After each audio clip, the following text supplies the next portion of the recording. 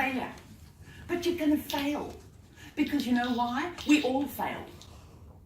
Unless there's somebody in the room who has had the beautiful life of never messing up. Is there somebody in the room who can stand up and say, that's my life, Karen, I've never messed up. I'm just a rock. Nobody? Okay, so then this is part of what we are. And I do appreciate that hopefully somebody will say just now in another breakout session, talk to you about interviewing and stuff. You're going to fail, but it's okay to fail. It's not necessarily personal. I remember when I first came to Australia and I wanted jobs and I put my resume out there and and some of them are so rude they don't even respond to you. Ever had that? Yes?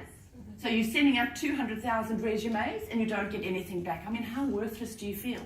You know what? I want you to change your thinking. You are not worthless. They are unlucky.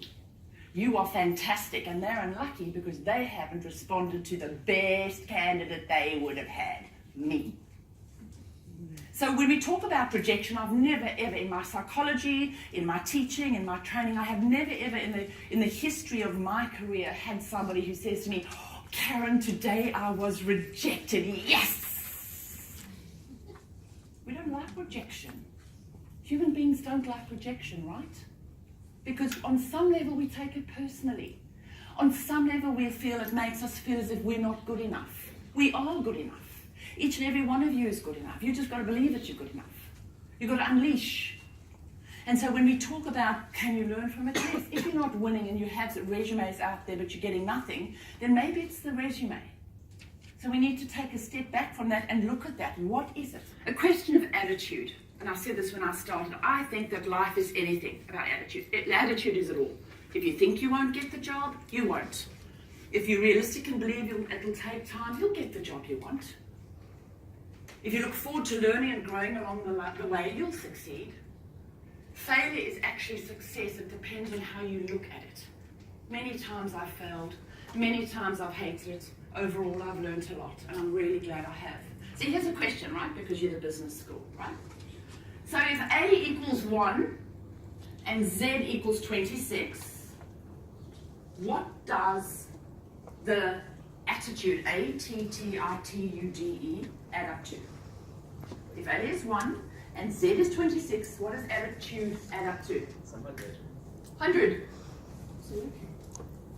Did you check it on Google? Or are you just smart? See, that's the math thing. I had to go to my bag and get my calculator and do all these things. 100% of everything is attitude, because attitude adds up to 100%. I think I rest my case on attitude. Just don't give up, keep going. Confidence, this thing called confidence.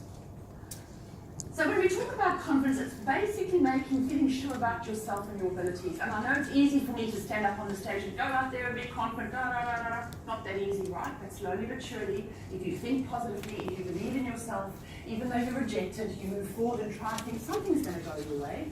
And the more we try, the more we do, ultimately, the more we're going to get right. It's knowing what you're good at. It's the value that you place on you. If not necessarily as a business person, but also as a human being. And when you walk into the room, I always say this to students, and hopefully this will be covered in your interview. I say, are you the Walking Dead? Have any of you seen that show? I hate the show, right? But like this. So when you walk into an interview, you don't walk in like this, right? The Walking Dead, as my son will say. You walk in with confidence. So head out, shoulders back, and you actually have presence when you walk in. And if you don't feel confident inside, that's okay. But basically show a sense of confidence. How much of communication is body language? Take a guess. 75%. Close. Thank you.